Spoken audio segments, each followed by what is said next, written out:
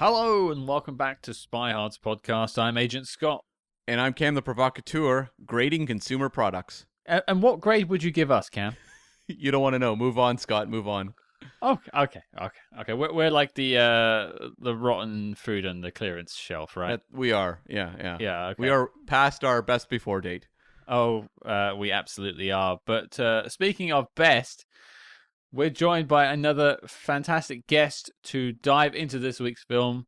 This Means War. Cam, who do we have joining us? Yes, we are joined by Tim Dowling, the screenwriter who had a story and screenplay credit on This Means War. For sure. It's a great interview, as they often are. We go truly into the depths of This Means War to bring you the inside scoop on how that film came to be, how we got the cast, everything. And some interesting permutations as to what the film could have been in a different mirror universe, perhaps. So, without further ado, let's get to the interview. And joining us this week on the show, the man behind this week's film, This Means War, actor and screenwriter extraordinaire, Mr. Timothy Dowling. Hello, sir. How are you? Hey, guys. Thanks for having me. It's a pleasure. It's a pleasure to have you on the show. I've got an interesting history with This Means War myself, so it's good to speak to a man that's helped bring it to life and onto the big screen. And we've got a ton of questions for you. Mostly about what it was like to have Tom Hardy and Chris Pine in the same room. It just feels like so much testosterone at once, you know. Yeah, they were both great. I mean, I always said that it's amazing how long movies take. This Means War was always my favorite script, and I really liked the movie a lot. But the script was always kind of my favorite, stuff that I worked on, and so I always loved talking about it. And it was a long process. Like I think from the time I got hired on it to the time it actually came out, or maybe even got made. From the time it got made was like 7 years. And so we can go through all that. And there were, over the years, there were many different casting versions of this movie. And the tricky thing with buddy movies, and I've written a lot of them, is that you can't just get one guy, you gotta get both guys. And it's gotta be the right sort of pairing of both guys. So yeah, we can get into all that. Well, I'm looking forward to doing so. And there is sort of a brief history of This Means War online. So I'm hoping this discussion can kind of fill out the Wikipedia page a bit more as well. For people out there who'd like to fill out the Wikipedia page just listening, go ahead and do that. I haven't even read it. I don't know what's on there, so you guys can tell me. But well, okay. Yeah, well, we could just make stuff up then. That's great. Robert De Niro was in This Means War at one point. Like, what's up with that? Robert Redford? Crazy. No, but let's go back. Let's take it back. Redford, if they had made that movie, well, probably 20 years before, Robert Redford would have been absolutely fantastic. Oh, yeah. This Means War. Oh, yeah. As you'd be fantastic in anything. But anyway. Like 1970s, early 80s Redford? Yeah. If they did that, Sneakers is one of my favorite films. And he's so charming in that. And Redford.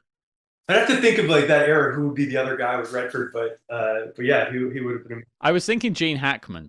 Oh, my God.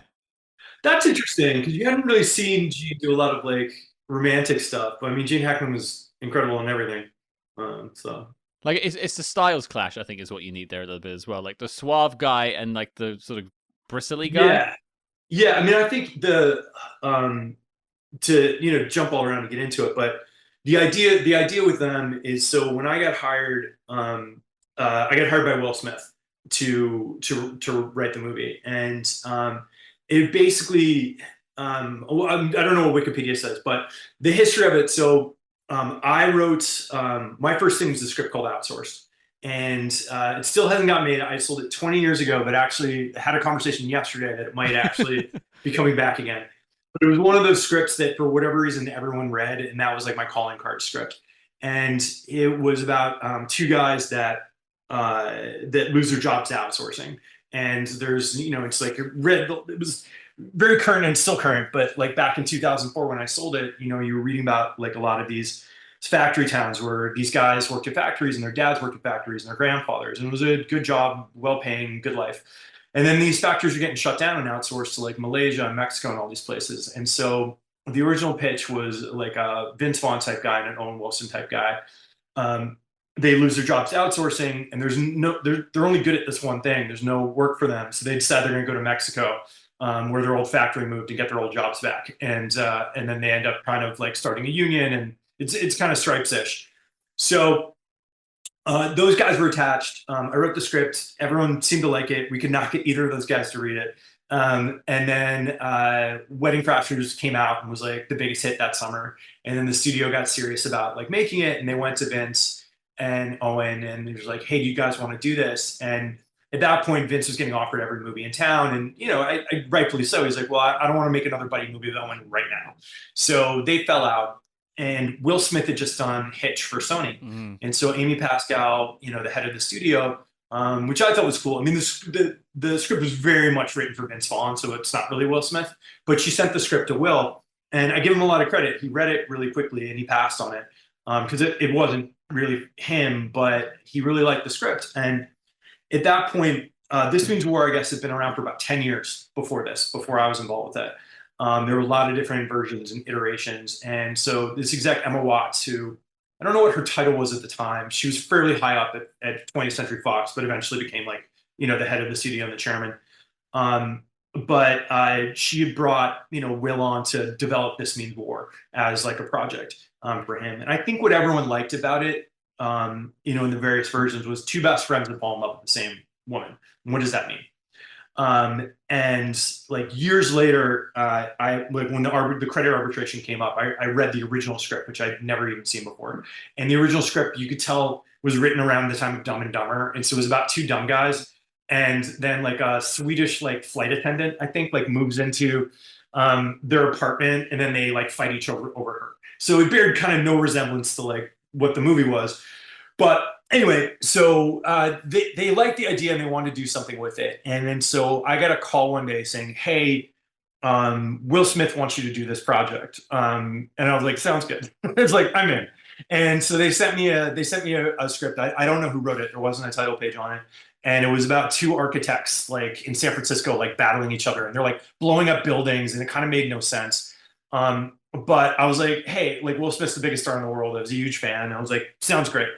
And it was one of those rare times, like normally when you go up for a job, you have to pitch all your ideas on like, this is what I'm going to do. But I think because one of the biggest movie stars in the world, like he'd read Outsourced, which was a buddy comedy. And I think the reason he thought of me is that he liked the dynamic between these two guys and the friendship between them. And that's kind of what he wanted for this.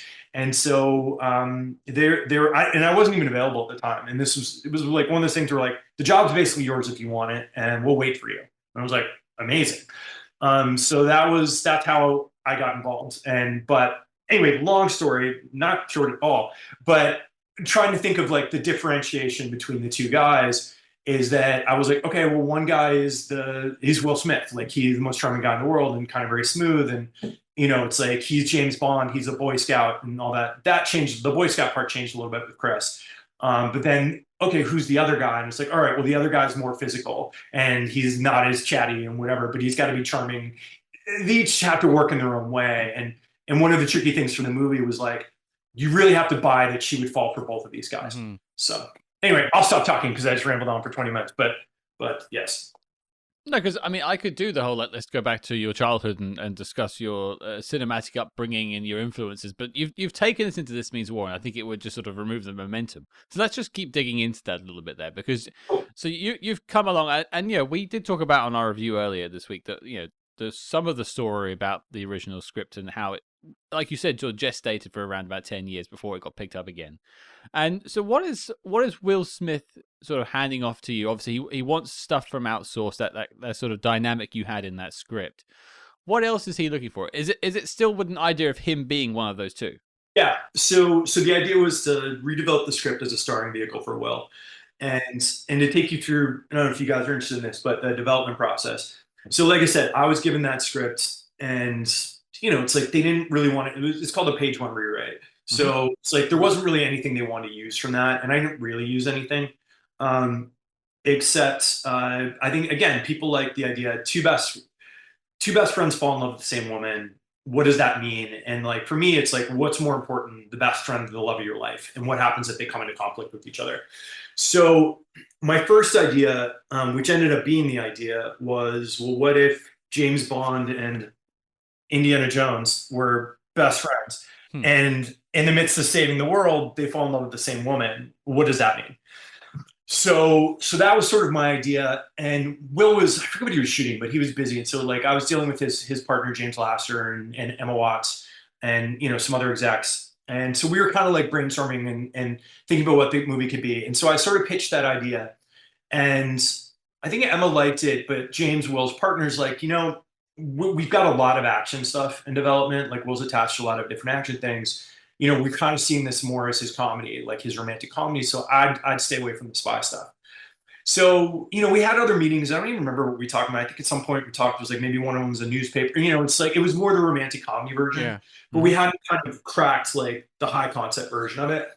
And then I guess when we were having these conversations at some point, this Will was meeting with the studio just to talk about various different movies, and he said, "Well, what's going on with This Means War?" And I think they said it was like, we're talking to Tim about it, and we were talking like maybe it's like maybe they're newspaper guys or whatever, and he didn't seem that into that. And then Emma said to him, she goes, Tim had this other idea, and he's like, "Well, what's that?" And so he pitched him Indiana Jones, and it became more, as they said later, that James Bond and Jason Bourne were best friends. That was the dynamic. But the idea was that two spies and best friends fall in love with the same woman. And Will's like, "Oh, I love that. Do that." So then, I get the call and it's like, Will likes the spy idea, sort of flesh it out. And then for me, it's, starting the process of like, okay, well then who are these guys? And it's like, I'm very much, I think all movies or most movies, people don't remember the plot, but they remember characters and they remember set pieces. And that's kind of what I always sort of try to write for. And so I started thinking, it was like, all right, well, who are these guys? How are they different from each other?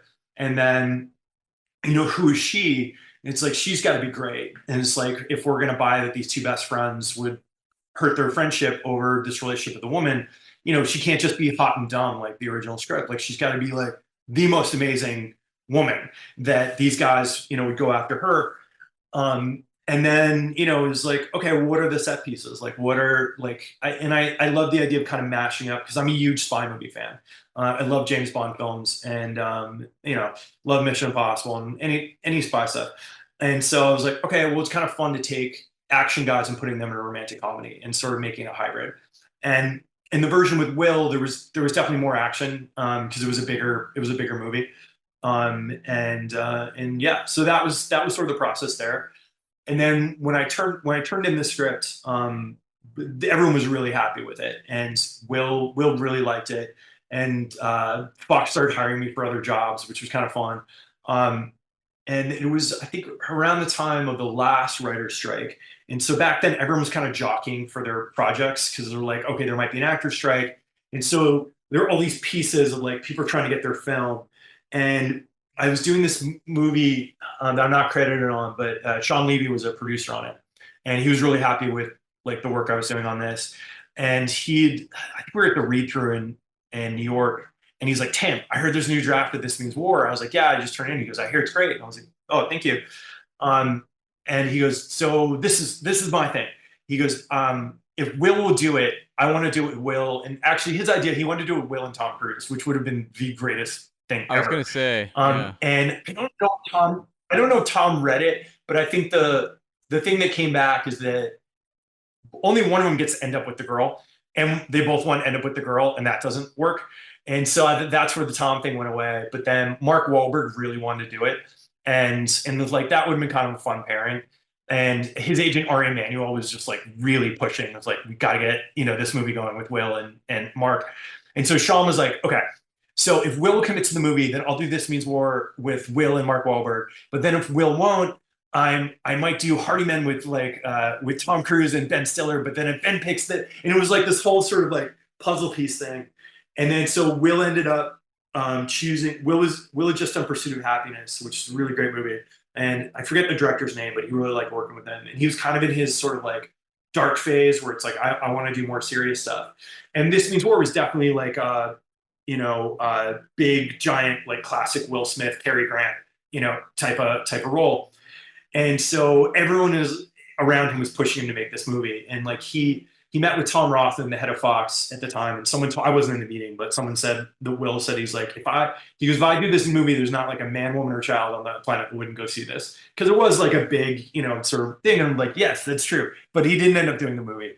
He ended up doing this movie 7 Pounds. It was a very serious drama. And then and then the movie just kind of sat there. And I think everyone was kind of hoping Will would come back to it. But then every once in a while I'd get a call that there were different pairings of like, they're like, what about Jim Carrey and Will Ferrell? And my argument was always like, yes, they're funny, but there's no reality to that. Like, you have to buy these guys as action guys. And so there was a bunch of versions where it's like, well, what about Vincent Owen? And I don't remember what happened with all of them, but a lot of times like there was like Ben and Matt, you know, and Ben and Matt could have done it.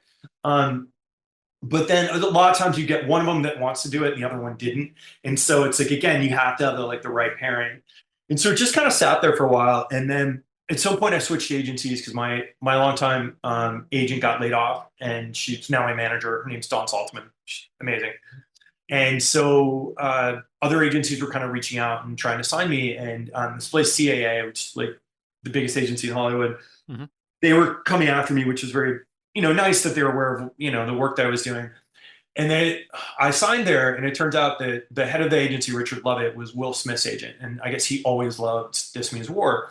And then so when I went over there, they were like, well, what do you want to be doing? And I was like, you know, you bust your ass on these scripts. I want to get my movies made. And my agent at the time, Dan Ravenel, and I give him credit because he made this happen, is he called up, he split the script to Peter Chernin's company, he used to be the head of Fox. And I don't know if your listeners find this stuff interesting at all, but he had a big deal at Fox, and I guess part of his deal was like he could make certain push movies where it's like he'd just say, I want to green light this. So he gave it to them, and they loved it and said they would make it. And then they gave it to New Regency, which also had a deal with Fox. And then they also said, we'd make this movie. So my agent then called Emma Watts and said, hey, Chernin and Regency would make this, let the script go. And she goes, no, I love the script. I developed it. It's like, and he's like, well, nothing's been going on with it. And so my agent says, like, give me a list of actors you would make this movie with, and we'll try to get them. And I don't know if there were more, but the three I was told about were Bradley Cooper, Jennifer Aniston, and Reese Witherspoon.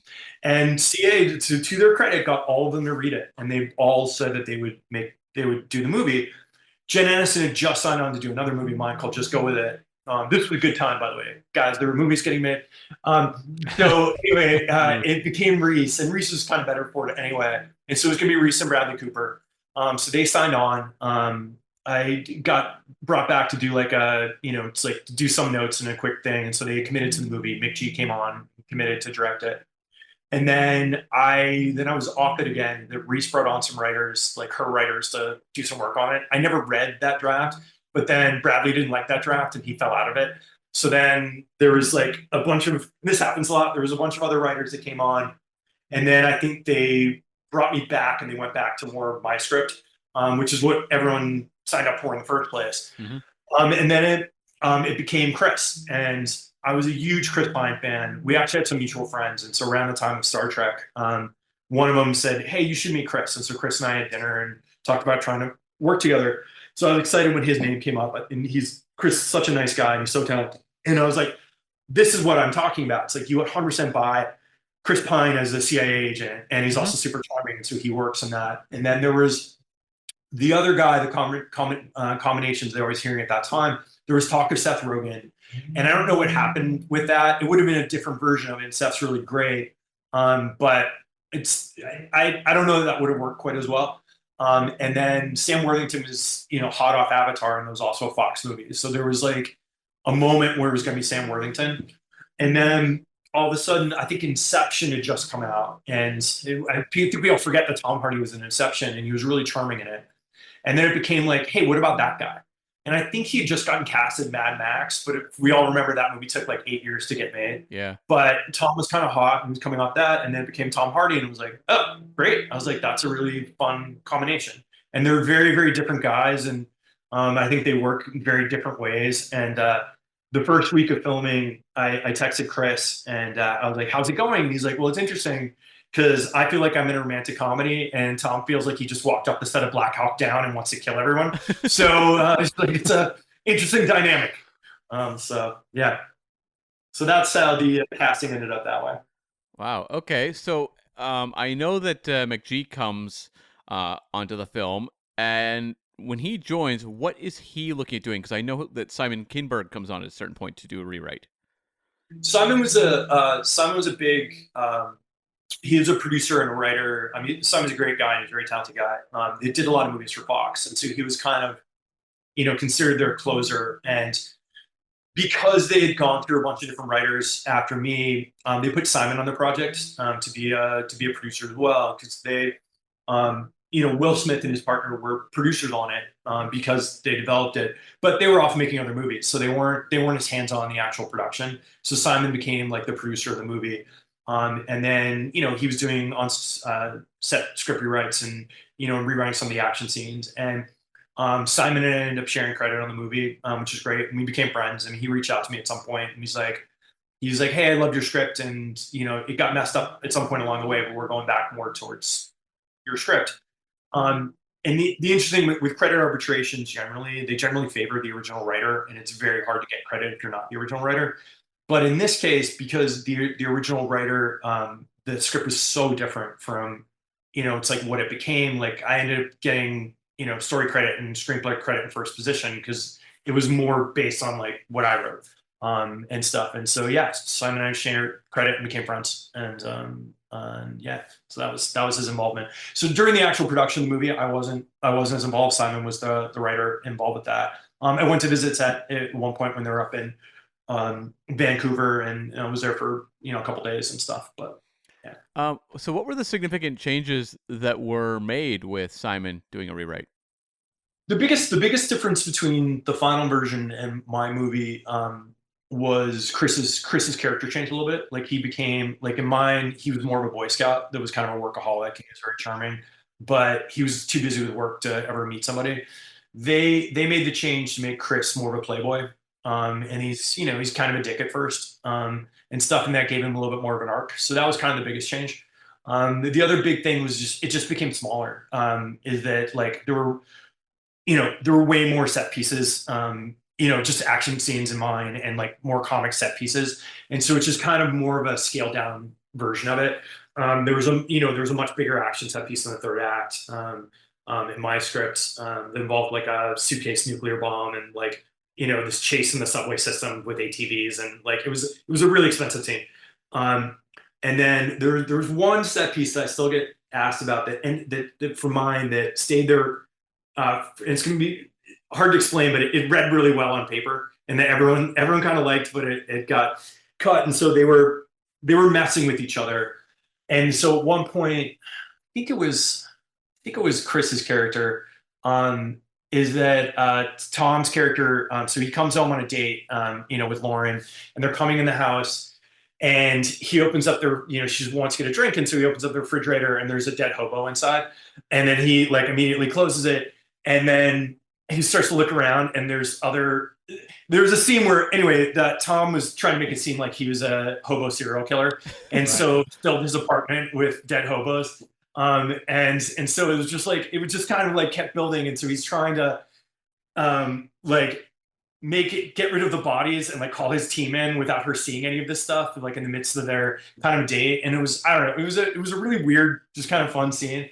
And at some point, like when I was getting notes for one of the execs, she's like, I really love the dead hobo scene, but do they have to be dead? Like, couldn't they be drunk hobos? And I was like, well, that doesn't actually make any sense why there's just drunk hobos everywhere. And like, why, it's like, the idea is he's a serial killer. I mean, as I explained to them, it's like, well, where did the bodies come from? It's like, well, he didn't kill any of them. It's like, I just assumed, like, they went to the morgue, they got some bodies, they dressed them as hobos, and he was trying to, anyway, it was a funny scene, and then the head of the studio, she's like, "No, I like the dead hobo scene," and so it stayed in the movie very late, but ultimately the dead hobo scene got cut. But ironically, probably quite a cheap scene to film. Yeah, that wouldn't have been a very expensive scene. I mean, I totally get why they cut it, but I was impressed that it stayed in the script for a long time. I'm trying to think the other like big scenes that got cut. There's just a lot more. It was a lot more than messing with each other, and at a certain degree, you don't fully need it. One of the other changes that I thought was dumb is that, and there's actually no explanation for why he's named FDR in the movie, but in the script, his character was always JFK. And I kind of like the ideas of Will Smith. His name was JFK. His name is John Fitzgerald Kennedy Foster. And the backstory was that his parents named all their kids after like important famous people to like hopefully that they would strive and achieve to be that. And so like all of the siblings were named after people like that too. And that got cut and it's not in the movie. And then late in the game, I think it was Tom Rothman was like, he was JFK got shot. That's morbid. And I was sort of like, that was like 50 years ago. Too soon. Like, I think we can name the character JFK, but they liked the name. So then I don't know. I think I was involved with that. I think we just made him FDR, but then there's no explanation in the movie for why his name is that. So. I mean, I think we did question that at one point earlier this week, but it's such a small nugget in the film that it's not sort of consequential. There's nothing like hanging on the name. It's just sort of a question mark you have at the end. No, it's just, I just think it's interesting that no one ever questioned it, and yeah, like, he named that. But well, maybe it's. I think we concluded that it's a code name. There you go. In many ways, like it's or an alias, like many people would assume James Bond is. Which I'm not getting into that argument, folks. Don't write at me. I have no say on this. I heard an MGM exec, Pitt told me they pitched Barbara Broccoli on that idea of like bringing, for I think this was No Time to Die, bringing Timothy Dalton in as the villain. And with the idea that James Bond is an alias and that there were multiple James Bonds and stuff. And then that's how I explained. And I was like, that's kind of interesting. She apparently hated that idea and they didn't do it. But well, there was that whole like thing for ages where Sean Connery was asked to be in Skyfall, in the Skyfall resort or whatever you want to call it. Yeah, that would have been great. Yeah, it would, because it was like the 50th anniversary and stuff. Like, it's a nice callback, but like I think it would basically ruin any shred of continuity there is in the Bond universe, if there is any at this point. I don't know if there is. Right. But I want to go back and answer a question you asked. Sure. You said, I don't know if your listeners care about this stuff. I want to assure you that's why they're here. And that's why we're here, because we want to hear the nitty-gritty about how this was made, the nuts and bolts. It's my favorite thing about doing these discussions with filmmakers is knowing some of the minutiae, because I think it informs the film. And you talk about some of those scenes that were lost. I think that also informs your vision of the film compared to maybe what we got at the end, which is something I want to get into. But I'm going to take us back to a question that Cam asked that we sort of jumped past, which is McGee. He's coming off with some Spy Caliber himself, 2 Charlie's Angels films in the bag at this point. He knows his spy movies. What's he bringing to the game? Because at this point, you're still involved with scripting, from what I can tell. Yeah, a little bit. For the most part, I didn't. It's funny. McGee and I. They just came to me. We've been trying to do something else together, and I think we're going to do something together now. But once he came on board, I think that they were all like interested, teetering on it. There were some notes, and so I came back for just like I think a week or two and did a bunch of their notes, and then they all committed to it. So I didn't actually work with McGee on it. What I think he brought to it, and I think the tricky thing is, and I've written a lot of action comedies, there are very few guys that can do this well. And so like and it is interesting, like the handful of names that floated around for this movie, they all read it like over the years. Like, when I met Brett Ratner or something else, I mean, long before Brett Ratner got canceled, he was one of the few guys that was doing, like, the Rush Hour movies were great. So like Brett had read this script and was interested at some point. And, McGee had too. And trying to think, David Dobkin really liked it, who did Wedding Crashers. And then we met about something else. And his big thing was like, Tim, your script's too long. You're hate it, but I want to cut down all the stuff. And which ended up happening anyway. But I thought McGee, I thought he brought, I love the first Charlie's Angels. I think it's such a fantastic movie. And I think a movie that had like 10 billion writers and it took forever to make, like he completely nailed that tone and it just kind of worked. And one of my favorite things that McGee brought in the movie is the scene where Lauren's dancing around to This Is How We Do It in her underwear as the guys are kind of moving through and planting sort of devices. Because in the scripts, it was like part of a montage where it's like, she was in the house where you just saw them planting bugs and stuff, and it was just kind of its own thing. And I think he took that and kind of like had it all happening at the same time while she's sort of dancing around them in the background, which, it's pretty heightened. It isn't like fully realistic, but the way he shot it, it's like super fun. And he just did something really visual with that idea, which I thought was really cool. And I think he does action really well, and he does, he knows how to do comedy, and it's like the movie looks great, and I think he did a great job with it. And so. And I was going to ask too, when you are writing the buddy aspect of it, you have these two guys pulling pranks on each other. The audience is going to be invested probably one way or the other.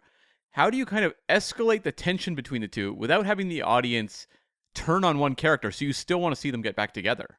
Definitely, and I think that was the big challenge, and I think the big issue with the other drafts is that you don't a lot of I call them at war movies where you have these characters kind of fighting up against each other. What happens a lot of the time is that you end up hating all the characters because they're going at each other, and so something that I was very cognizant of, and then I think they became cognizant of and also liked about what I did is that it had to feel more fun than mean. And like there was another project called What Happens in Vegas that they were doing around the same time. They brought me on. I think because they're having the same issue where it's like these characters just hate each other like the whole time, and like it's got to like we want you to do what you did on This Means War is like make it fun, not mean. And so my big thing when I was writing it is I was like, we have three leads. We need to be on each of their sides the entire time. So it's like we're never a thing where it's like, oh my God, I hate Tuck, or I hate FDR, or Lauren. And the tricky thing with her, and it always kept changing, was like, are people going to hate her because she's dating both guys? And like there was always a debate, and I actually don't even remember the way we ended it up. I think because it was like, does she sleep with both guys? And then it was like, does she not sleep with either of them? Does she only sleep with one of them? And I think the way the movie ended up was you think she slept with Tom, but she doesn't. She didn't end up sleeping with him. Yeah. There was a lot of discussion about this because they're like, we don't want to not like her, but then that was sort of the point of the best friend character to be like, no, it's like guys do this all the time. Like you go enjoy this. But we had a lot of conversations about that. And then it's also, I wanted to push off as far as possible their friendship falling apart, and so part of the thing too, and that did change. Like we had a different middle of the movie action sequence, and so what I liked about that was like they're kind of at each other's throats a little bit, but they have to work together, and so that was sort of the point of that sequence. There's a version of it in the movie now, but it's a different version in the strip club. It's a smaller sort of version of that, But anyway, yeah, that was definitely a big concern, and it is interesting because like I always knew who I wanted her to end up with, but I wanted it to be that like that you could see it going both ways. And I actually think it was Will's idea that he should have an ex-wife that we want him to end up with. And so the tricky part was trying to put that in there, but not have it be so obvious that you knew where it was going. And there's a bunch of women in my life. They're like, no, she should have ended up with Tom, and it was like that was sort of the hope, is that you're rooting for both of them. So that was something I noticed on Letterboxd. If you go through, and it's a sea of I think women are like, I'm sorry, Tom Hardy, hands down. That's cool. I haven't read the Letterboxd stuff. I'll have to read that. We had actually on this one, it was interesting because like our reviews. I'm glad you guys like the movie. The reviews were okay. Like I think the New York Times gave us a really good review, but for the most part, like they generally went after McG, and it's like we didn't get great reviews. The movie tested great, and they everybody thought it was going to be the big like Valentine's Day hit.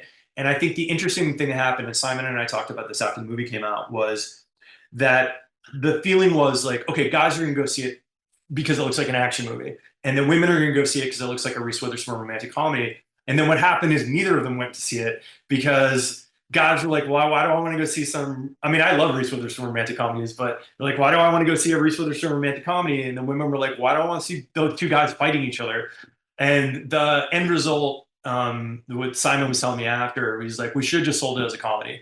Is that they should have sold the movie like, from the writers of Mr. and Mrs. Smith and Role Models. And it's just like the movie kind of falls somewhere in there and like really push the comedy of it.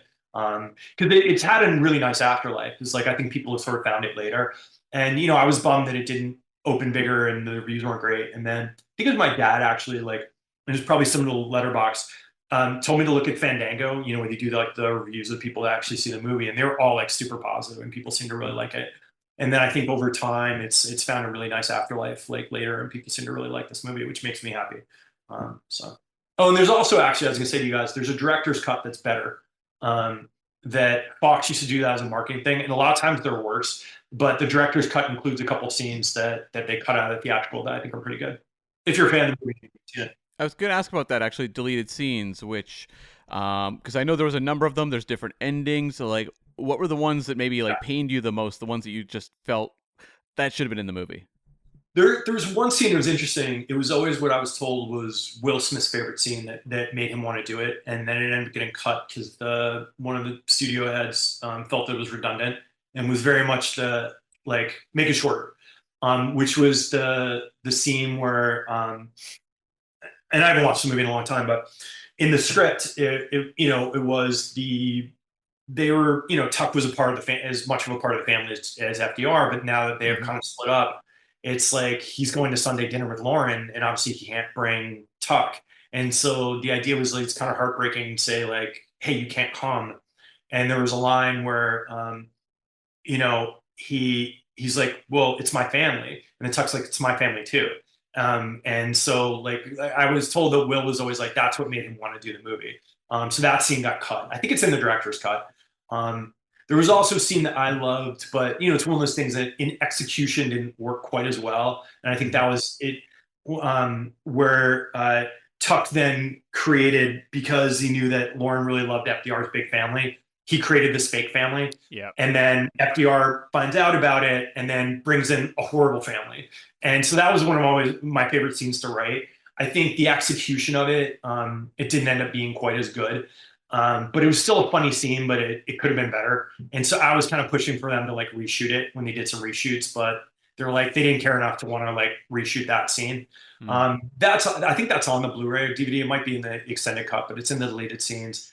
And it's good, but it was during the test screen process, they always ask people, what are your favorite scenes and what are your least favorite scenes? And that scene was like on both of them. That for a lot of people, it was their least favorite scene, and other people, it was their favorite scene. So they just ended up cutting it. Trying to think what else we lost. I mean, it was just a lot more like messing with people, like more like crazy dates, like that, and that kind of stuff. But like the core stuff stayed in there. I mean, like one of my very first ideas for the movie is in there exactly, and I love this scene, and Tom Hardy did it so well. But I was like, okay, if you're a spy trying to be a real person going on dates, how would you try to impress them? It's like, well, you're an expert marksman. You do this paintball scene and take it really seriously. And so that was one of my very first ideas in the movie. It was always in the script, still in the movie. McG did a great job. I love that he shot it like an action sequence, and Tom's so serious during it. Like that's one of my favorite scenes in the film. So. Cam and I are both paintball fans in our younger years, so we both quite dug that scene. Just and also it's kind of a nod to the Living Daylights with the paintball at the start there. I like and Gotcha from the 1980s, the Anthony Edwards spy movie.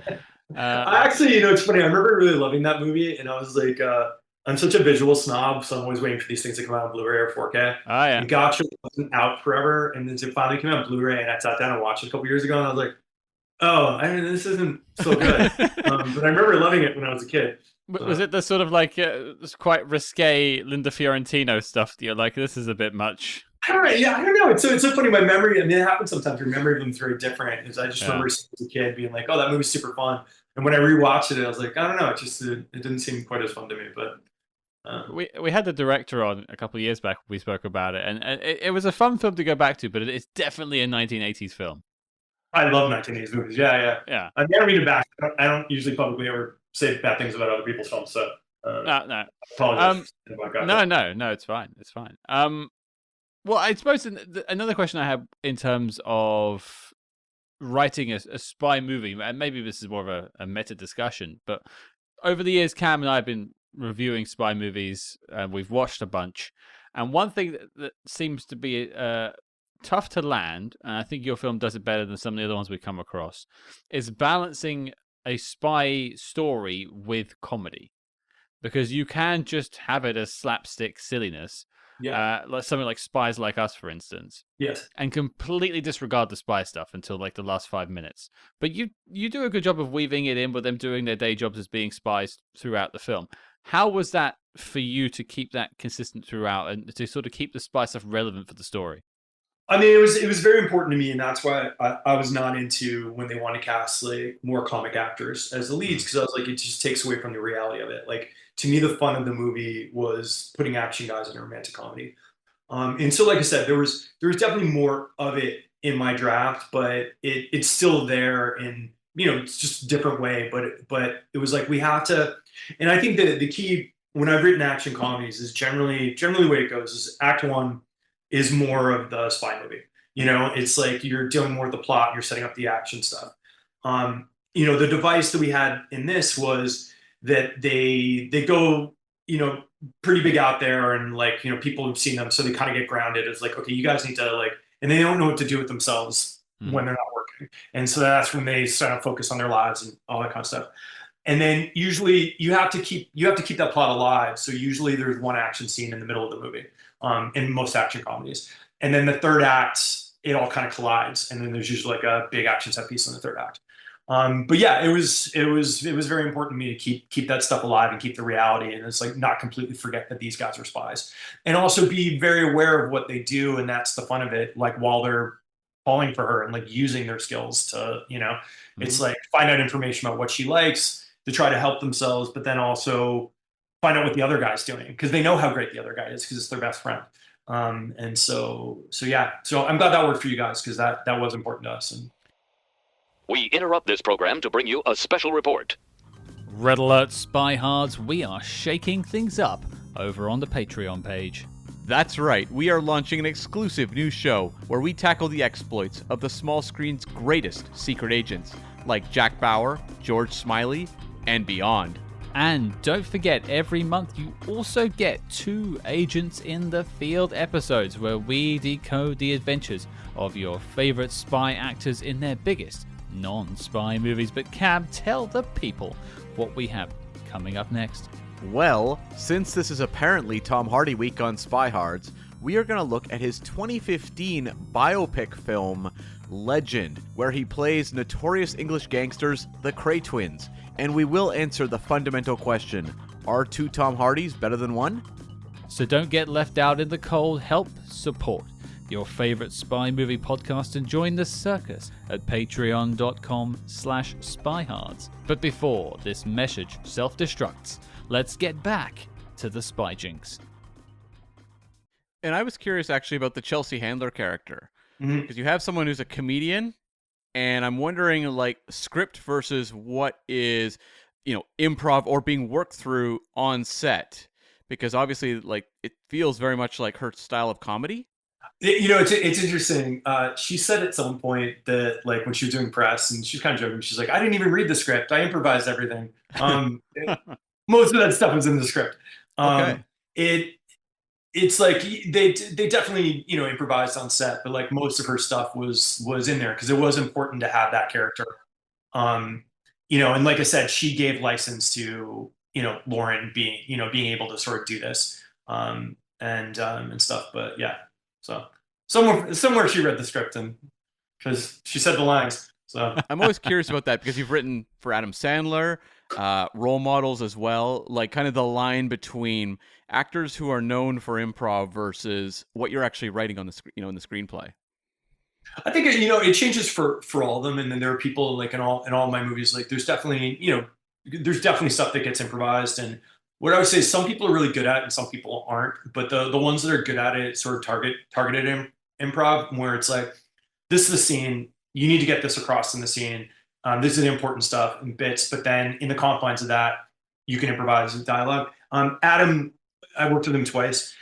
Adam likes to improvise a lot, and Adam's also a writer, and so like definitely a bunch of his dialogue in like my movies with him are improvised. But it's interesting for the other actors, it's kind of word for word, because like that's not who they are. So like on Just Go With It, I don't know if you guys have seen that movie, but the actors playing the kids and like Nicole Kidman's such a great actress and very funny, but she's an actress. Like most of their stuff was as written. A lot of Adam's stuff was Adam using some of it, but then improvising other parts of it, and so it's kind of an interesting mix.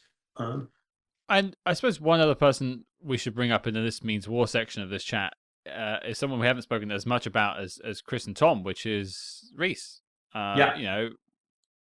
One of the best actresses of our generation, and certainly knows the romantic comedy genre better than most.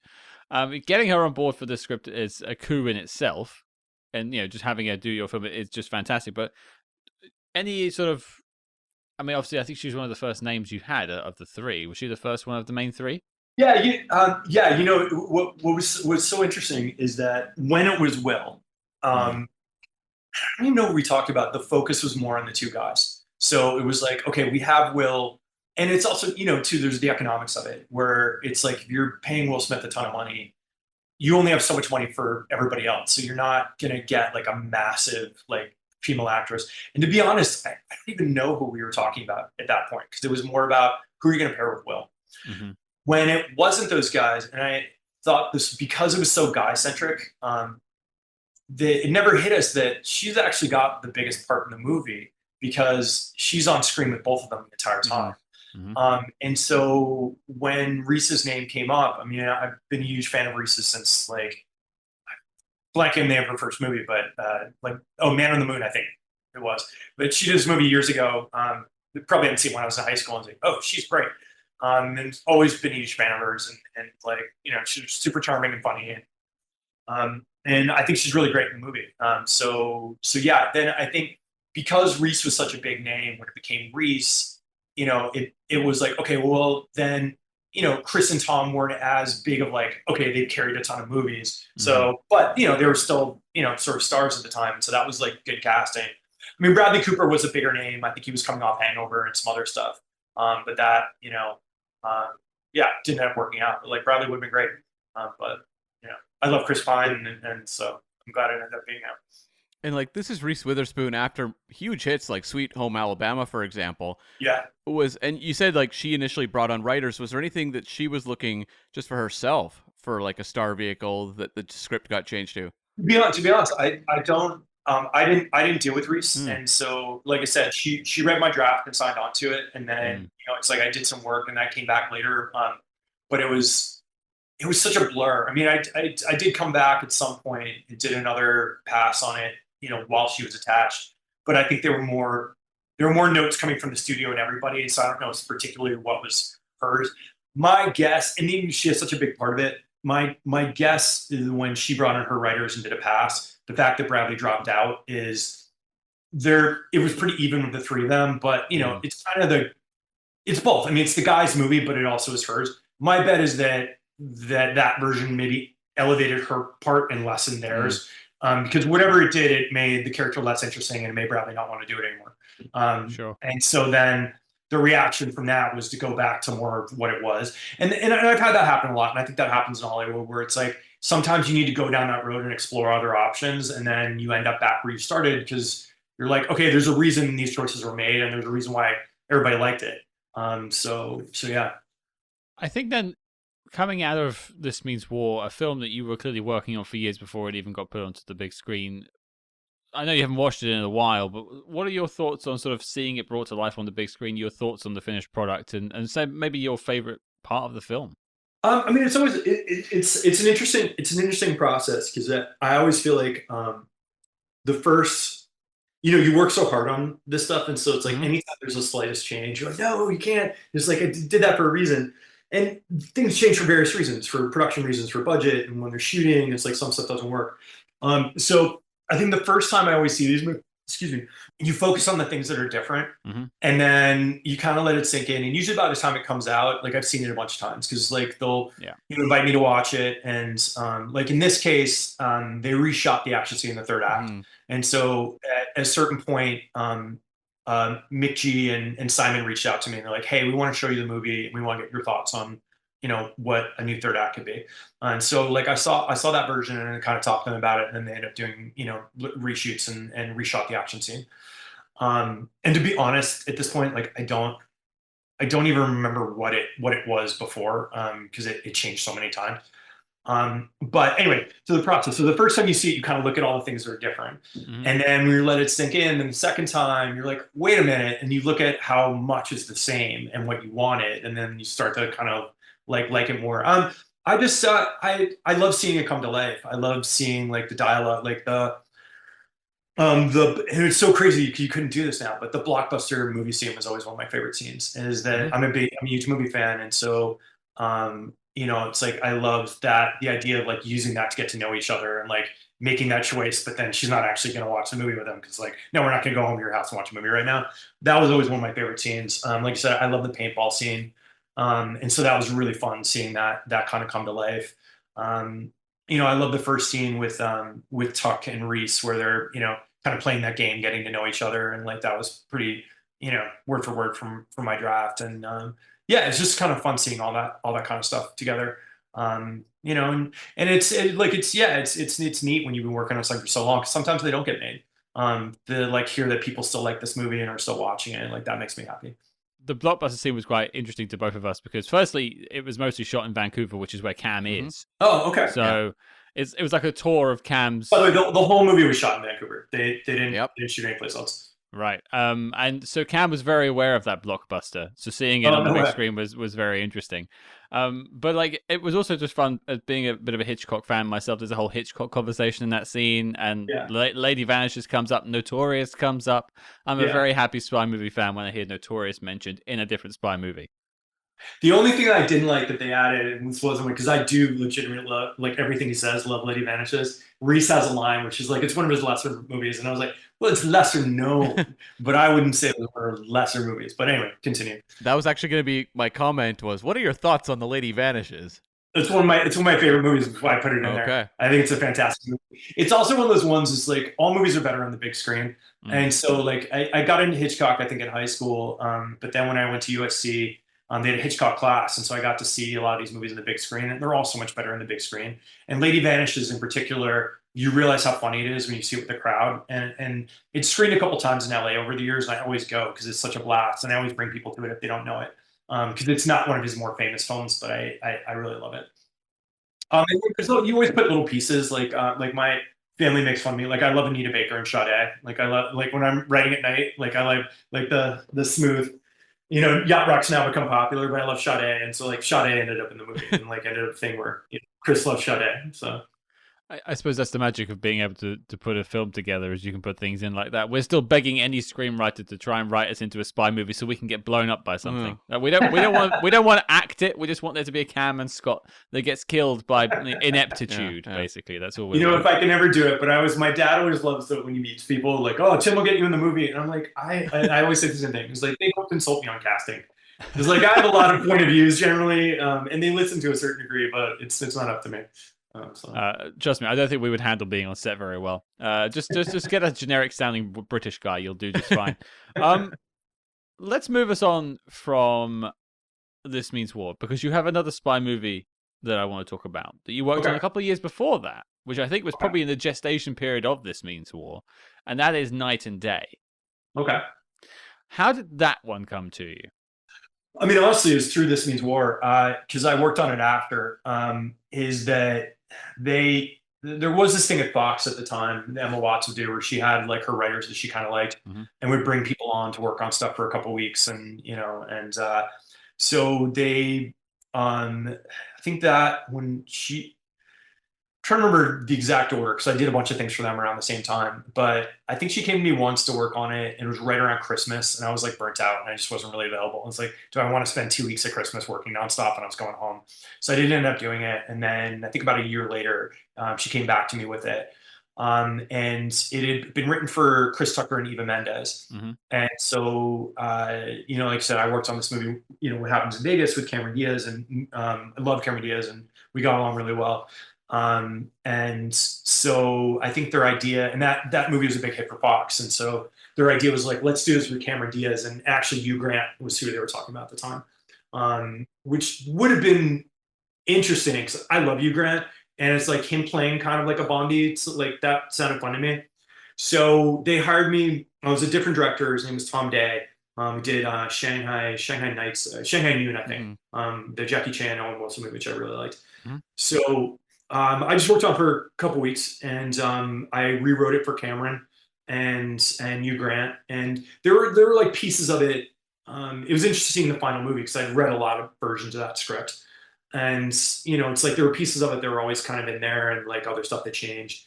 And then so I really don't have as much involvement on that, but it was fun to work on. And like Cameron did sign on after my draft, and then not too long after that, James Mangold came on, and then it's like he and Scott Frank, I think they worked on the script, and then Tom Cruise became a part of it and stuff. But yeah. But it's a fun movie, and it's like I don't know him well, but like Mangold and I became semi-friendly, and when he got Indiana Jones, I was like emailing him all the time, being like, I'm so excited. So, but yeah, people like Night and Day, and it's stuck around. My wife's a big fan of that movie. Was there any line or anything like that that if you see the movie, you go, "Oh, hold on, that's my line"? You know what? Honestly, there probably are, and usually I know there are, but usually I can tell you exactly.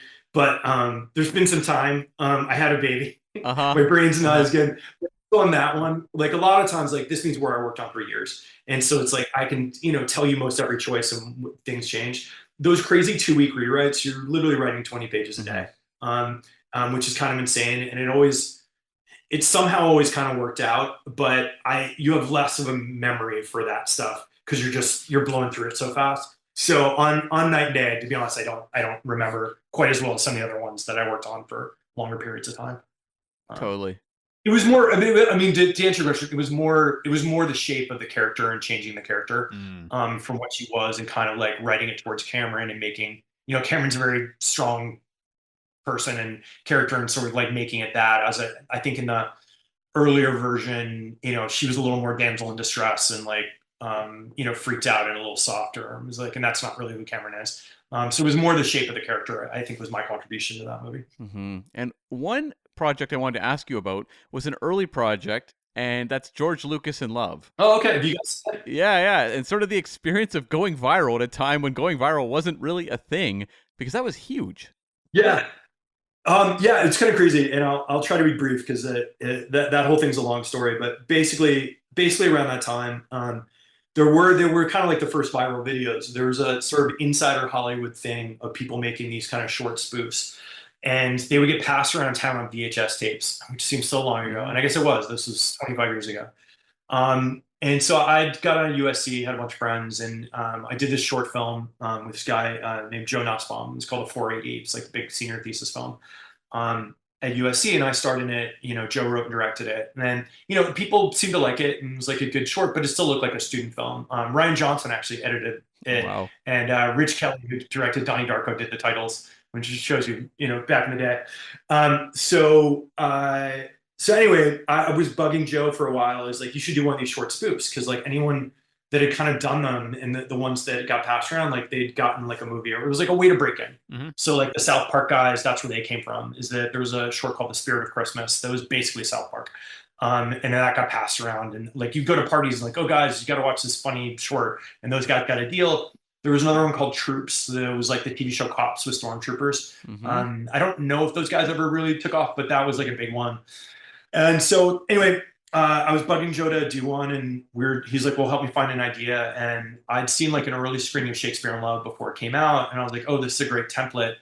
We should do this in Hollywood. And so we were kind of kicking around, well, who would it be in Hollywood? And Joe and I are big Star Wars fans. And one day we were texting, and I was like, what about George Lucas? And then I was like, oh, I know what that movie is. And he was like, well, who would he fall in love with? It's like, well, he falls in love with a girl with the hair buns and who's leading the student rebellion. And it turns out to be his sister. And so that became that short, and got all of our friends together and made it. And I played the Han Solo character for like, a millisecond in the movie. And then it sort of blew up beyond our wildest imaginations. And I think we put it out there right after Phantom Menace had come out. And Shakespeare in Love at that point, it was a big hit and won Best Picture, and everybody's talking about Star Wars and George Lucas. And this was one of the ones that broke out of, it was like the first one that broke out of the Hollywood part of it, because all the other ones were kind of very insider Hollywood. But for whatever reason, this got so much attention, and like on CNN and Good Morning America and Entertainment Weekly, and like all this stuff around the world, and then people wanted to see it. And the internet was around, and we had an internet deal, but like my dial-up was so slow, like I couldn't even watch it online. And so we made a deal with Amazon to like sell VHS copies, and it was like the best-selling movie on Amazon for a couple of months. It was kind of crazy. Like people bought. And I bet if I hadn't made it, I would have done the same thing. It was like, oh, I'll pay $8. Like, I want to see this short film, and whatever. So that experience, because I was acting more then, that jump started Joe Nussbaum's directing career. He was really hot and got hired for some movies, and most of them didn't get made, but then he ended up directing one a couple years later. And he's still a big TV director and directs stuff now. But after that, people kept asking me, it's like, oh, do you want to write? Because I was one of the writers of it, and then started to think about it more, and sort of started my writing thing. I mean, it holds up and it's still a lot of fun. So people should go back to that if they haven't seen it. Yeah. Oh, thanks. Yeah, if you're a Star Wars fan, I think it's on iTunes. I don't know. I mean, you can watch it, but it's like 8 minutes long. It's fun. Yeah. George Lucas loved it, which made us happy. So Wow. he was a big fan. That must have been surreal.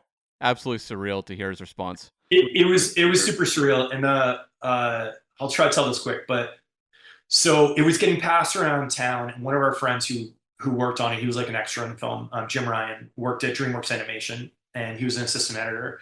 And so we were dropping by copies to all of our friends and hoping they'd get passed around. And so I went by DreamWorks and gave him his VHS tape, and then he started showing it around the office, and everybody kept hearing about this movie and like wanting to watch it.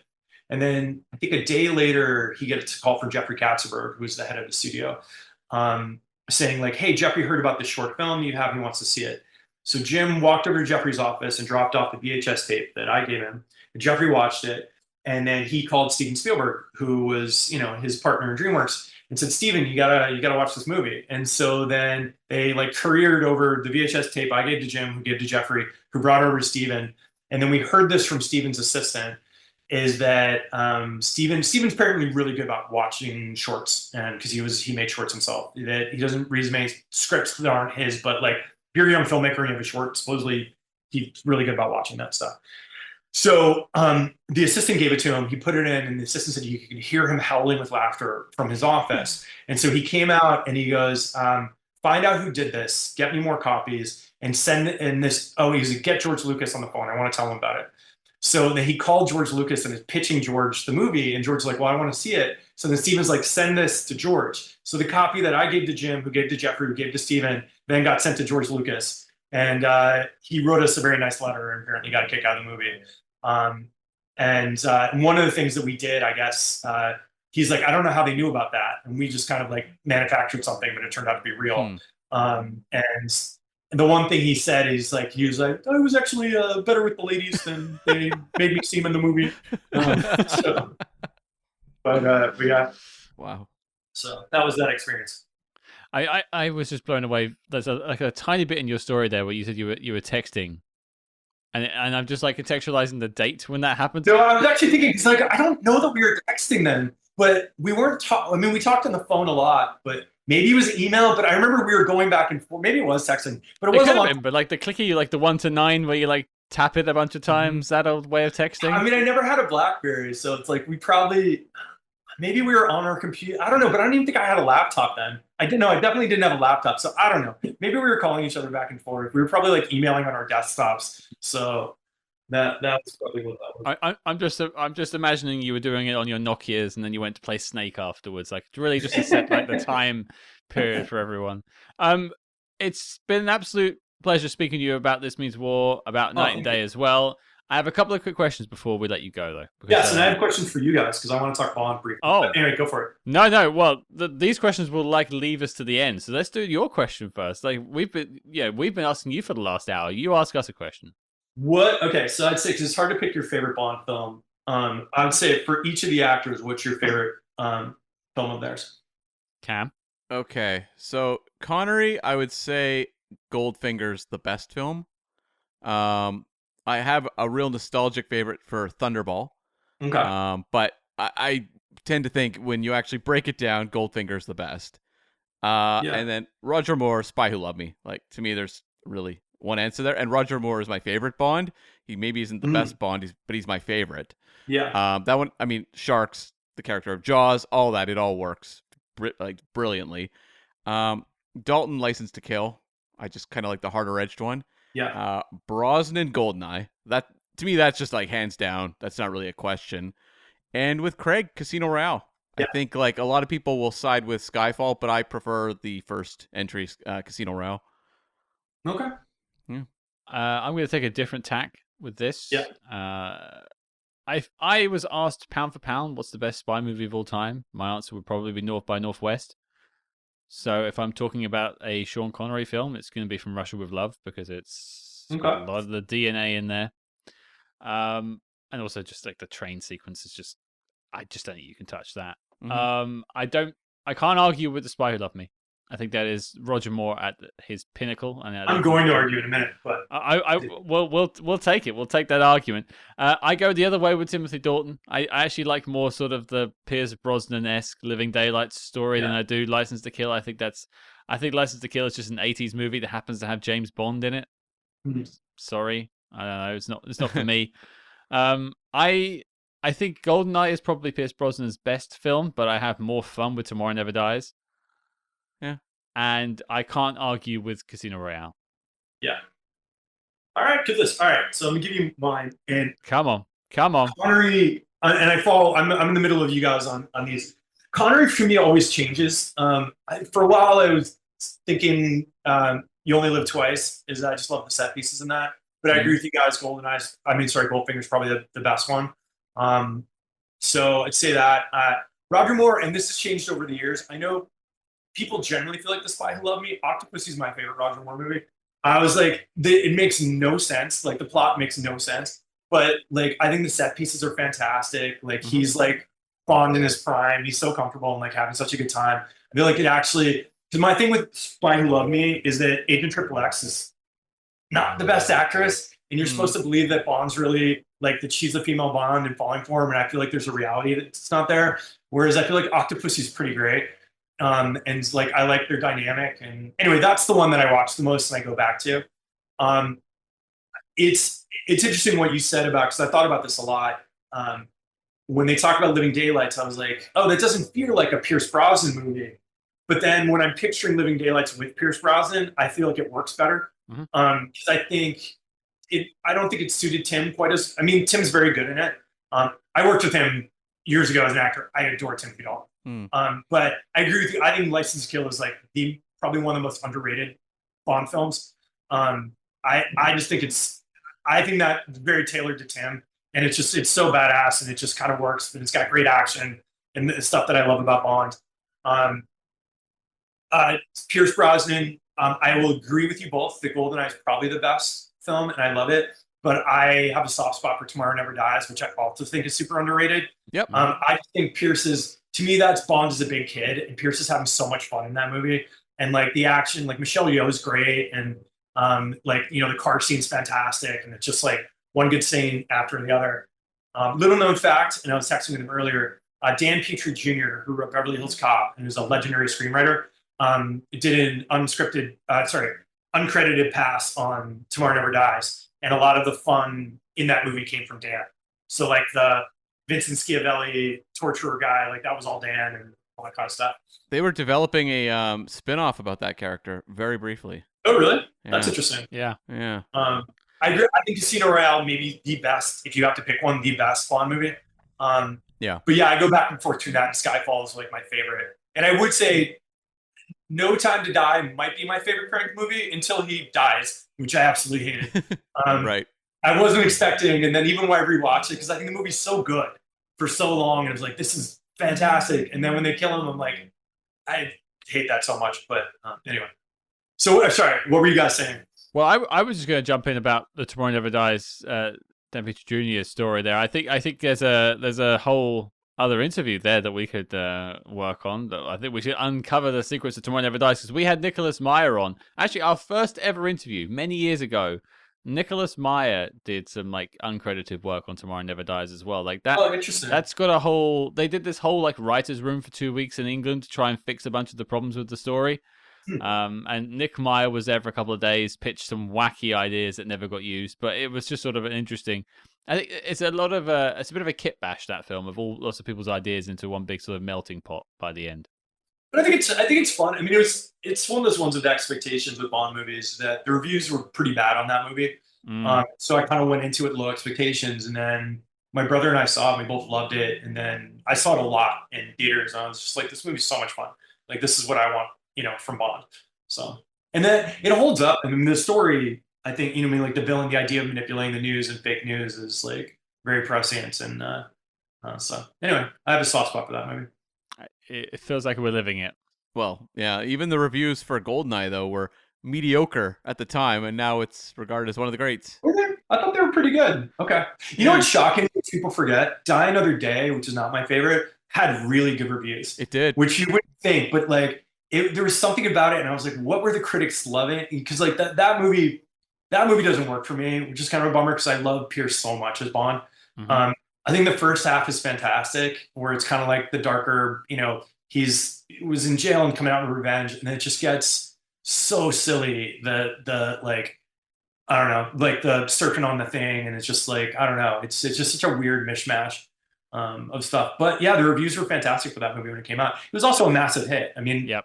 people forget that Pierce's movies just kept getting bigger and bigger and bigger as they went along. So It's an interesting one with Die Another Day because I always say when it hits the ice, it literally hits the ice. Like it completely Yeah, changes yeah. the film. Like when Yeah, you get to yeah, that giant igloo in Iceland or whatever it is, it's just bonkers. But when we spoke to Lee Tamahori a while back, he was like said he wanted to make a serious spy movie and a wacky spy movie at the same time, and he did. yeah. Like He kind of did. he scored it. Like well done. But it is a bit of a tonal whiplash in the middle of the film, which you don't expect. Well, that's it. I mean, tone's so interesting, and this. I mean, for what I do, this comes up all the time. I think we live in a slightly different world now, but if you look at something like Bullet Train or Mhm. Deadpool and Wolverine, you have real extremes of like extreme violence and you know really broad comedy, but then really serious dark stuff too, and it just kind of works. But I think you kind of maintain that tone. I think the problem with Die Another Day was that when you have that tone going all throughout, like Deadpool and Wolverine, you can do the dips up and down. I Mhm. think with Die Another Day, the first half is one tone, and then it becomes a completely different tone, and that's what was so jarring about it. That if maybe there had been that mix of silly stuff at the start, like maybe it would have worked better. I don't know. It just it was a bummer because like again, Pierce. I think Pierce is such a fantastic Bond that maybe deserves some better movies. Mhm. But even though I mean I like them all to a certain degree, but like the first half is like okay, that's such an interesting journey, and then it just goes off. And maybe I think that was the 50th anniversary of Bond, so they were trying to throw in like all the different pieces of like oh we're gonna go really big and broad and whatever. It just yeah, I agree with you on the ice stuff. That was just like it just kind of went off the rails and it was hard to come back. Yeah.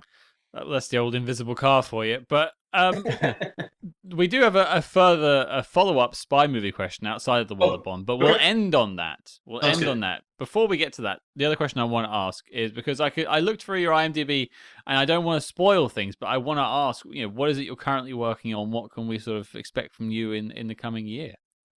So I just actually, well, I finished it. I'm finishing up a quick polish for the producer. But I'm doing something called The Loose Cannons. And Travis Kelsey is attached to play one of the leads, and I'm doing it with the John Wick producers, uh, Chad Stahelski and Jason Spitz. And I love the John Wick movies, so I was so excited to be working with them. And they were a big fan of role models, and so we sort of pitched this as like, okay, it's sort of role models meets an action movie.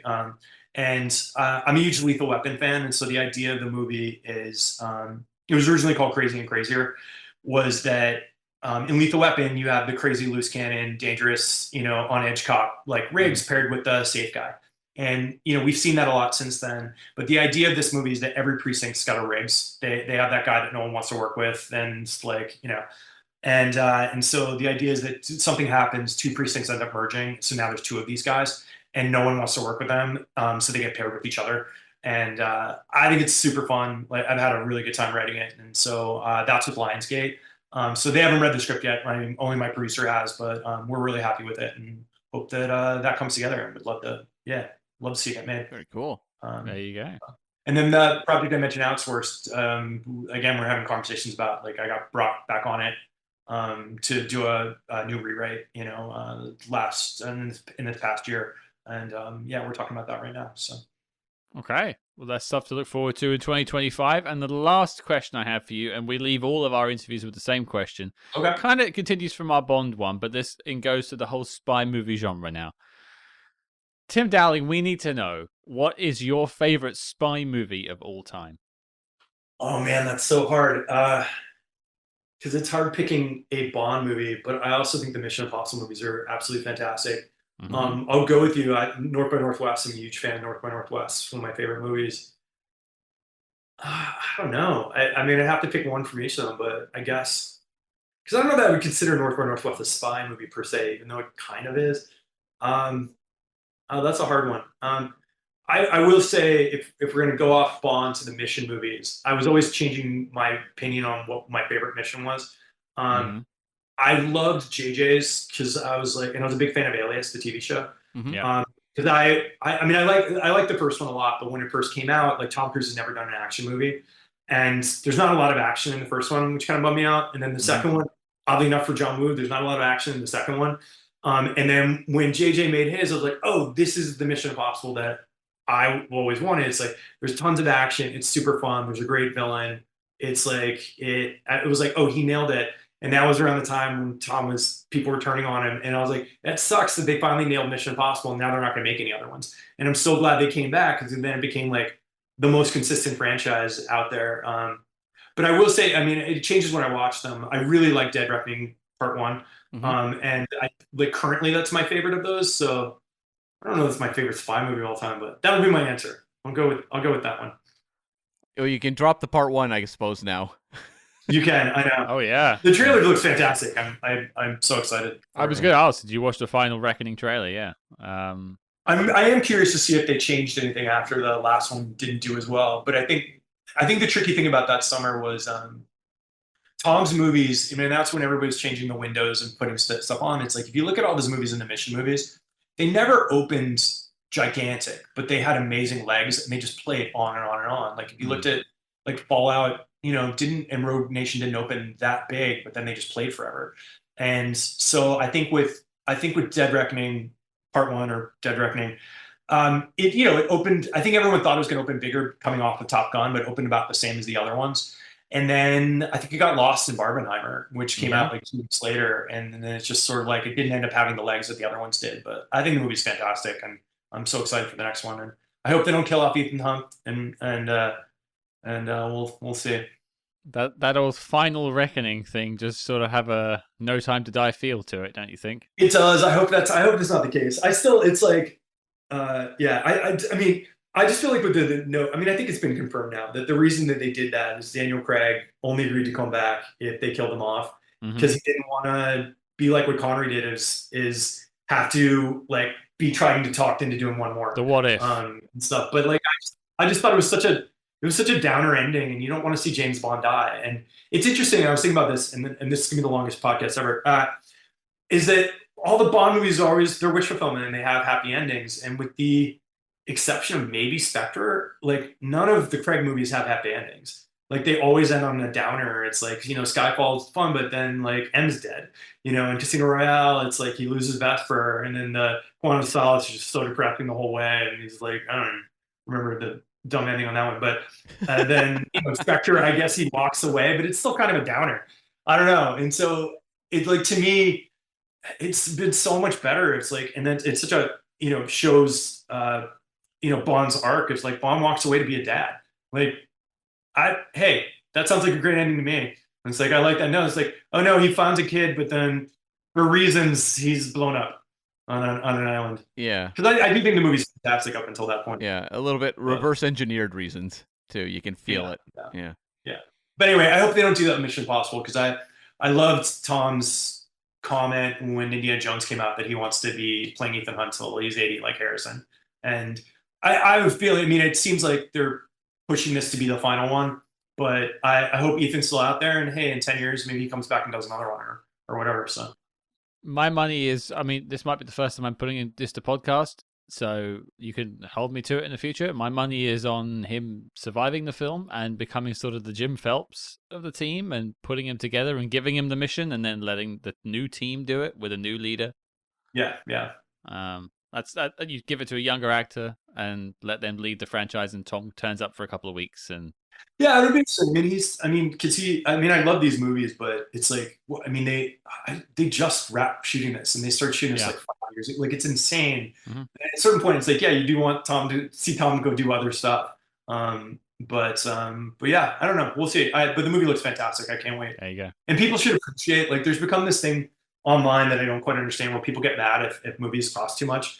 And I was like, I don't think people realize where that money goes. Like that money goes into paying people's salaries and buying stuff like that. It goes into people and the economy. And it's also like James Cameron said this years ago, I think with Titanic, when everybody's focusing on the budget, he's like, it's not your money. And he's like, you're paying the same amount of money for the ticket no matter what it costs. And so It's like, I don't know. I don't know if you guys have noticed that, but people seem to get mad if movies cost too much now, Hmm. in relation to their thing. And I'm like, who cares? It's like those movies, their mission, it looks, the money's on the screen. I mean, it's Mhm. like the scale that they're doing on this is pretty incredible. Like, I think it's awesome. So Feels like people are actively rooting against big budget films in many ways. Like Red One is a big one this winter. Red yeah, One is the Christmas one. People like are hoping it doesn't do well. I don't really hope anyone flops. I want every movie to do, and it's the same thing. Like, and we had this conversation during the writer's strike about like how much the CEOs get paid as opposed to everybody else. But it's like, I want every movie to do well. I want them to make tons of money, and then they'll want to make more movies and all that Mhm. stuff. I don't understand rooting against something, and it's also going into it. It's like I want every movie to be great. You know, I love going to movies, and I'm excited to see Red One. It's like I love The Rock and Chris Evans and Jake Kasdan, and I hope it's great. But yeah, I've started to see that about the budget too, and it's like I don't get it. It's like it's not your money, you know. Mhm. And you, like, of course, you hope that the movies make money and they make their money back for the studios and all that kind of stuff. But it started to turn a couple of years. Like I feel like that was a big conversation on Indiana Jones and whenever people are like, oh, why did it cost so much? It's like, why do you care? Mhm. You know, it's like Disney's doing okay. It's like they can afford it, and so anyway. Well, no, I mean, we could probably go on for another hour about Indiana Jones, and maybe that is the round two because there's some spy connections in Indiana Jones to talk about one day. But Tim, it's been an absolute pleasure having you on the show. Thank you guys. It's been great talking to you. And thank you for the time. We really appreciate it. Yeah. Take care. There you go, folks. That was our chat with Mr. Tim Dowling all about This Means War, Night and Day, and much, much more. I want to thank Tim for taking the time to sit down with us to break down the film. Cam, what did you think? I'm always fascinated when I get to hear these stories about screenplays that have been in development for a long time.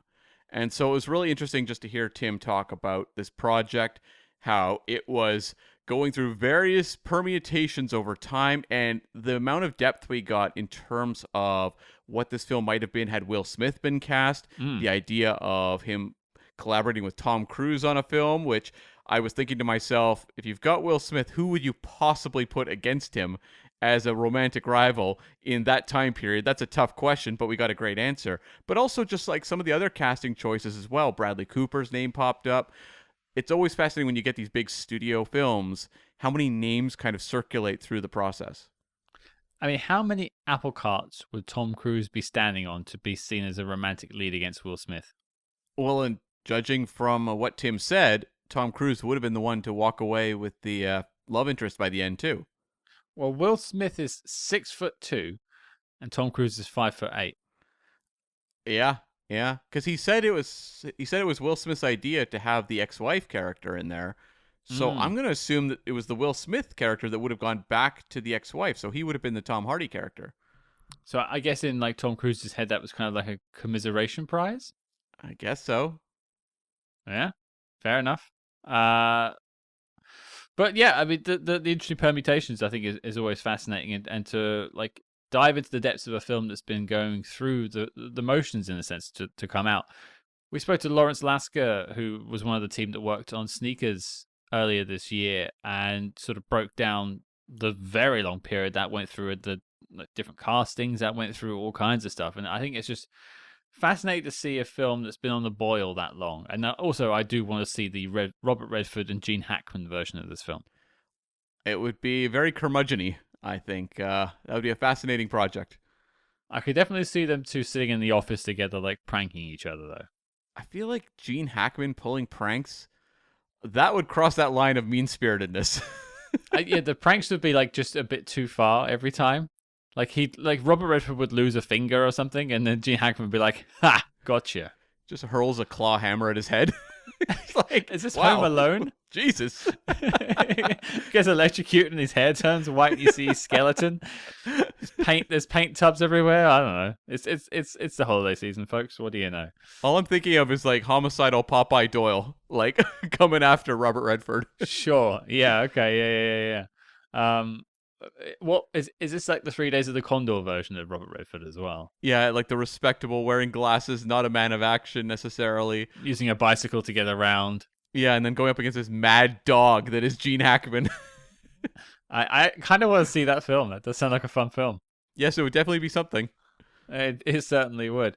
And, I mean, it was also just sort of interesting to get into a little bit of the behind the scenes of Night and Day, which is a film we haven't tackled on the show yet, but we've had our finger in the pot of a couple of times.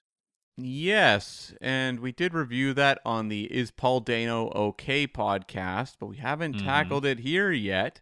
Yeah, Night and Day is one that the name pops up here and there, but we've yet to do the Spy Hard's deep dive. Yeah, we certainly have. But like the different casting we heard about there was interesting, and I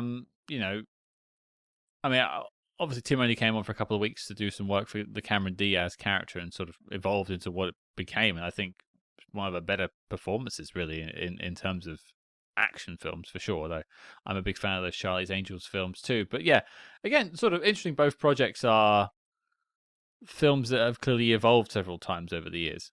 Mm-hmm. Yeah. Oh, yeah. Exactly. I mean, that is the classic studio star-driven film, where they go through a lot of different evolutions to get to the screen. Mm-hmm. But there you go.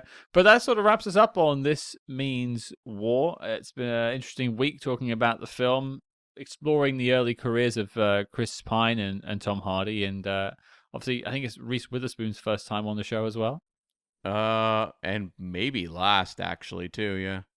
Yeah, we'll see Tom again. Oh yeah. I'm not sure. We'll see. Oh, Chris we'll see in the Jack Ryan film. Yeah, and also The Contractor. Of course, yeah. Okay, so he's a 3-film man, so he can get into the Agents in the Field, our Patreon exclusive show for you lovely patrons out there that want to come over and join us at patreon.com/spyhards. There's a cheap plug for you. Come and help keep the lights on at Spyhards HQ and get yourself a bunch of bonus episodes, including reviews of Chris Pine films. That's right. Not so many Chelsea Handler films though. No, I think we'll be skipping that for now. But I guess that wraps us up on This Means War. But Cam, what are we talking about next week? Yes, next up we are tackling the, I think, somewhat forgotten 1999 Ashley Judd thriller, Eye of the Beholder. I have no idea what I will see when I watch Eye, but I can't wait to find out. It might be something to behold. Maybe. It's got Ewan McGregor. He's always great. So this one's a real... It's not a Spy Hard special, because I think those movies have to be completely lost to the sands of time. This one is more of like... Bad Company? Bad Company is a great example. Yeah, it's like a movie that is relatively modern, but just hasn't necessarily gotten a lot of traction since release. Yeah, Bad Company, Art of War are both examples of this, I'd say. Brilliant. Those are the best two examples you ever could have named. I thank you. I magically came up with them on the spot there. I'm just riffing. It's clearly late at night and I'm just on fire. But yeah, I mean, if there are episodes that you enjoyed in the past or films that you enjoyed in the past, that might lead into this discussion a little bit more. But Cam and I going in blind to this one, we will be using our eyes because it will be a first-time watch. Clearly, all my jokes don't land when I'm tired.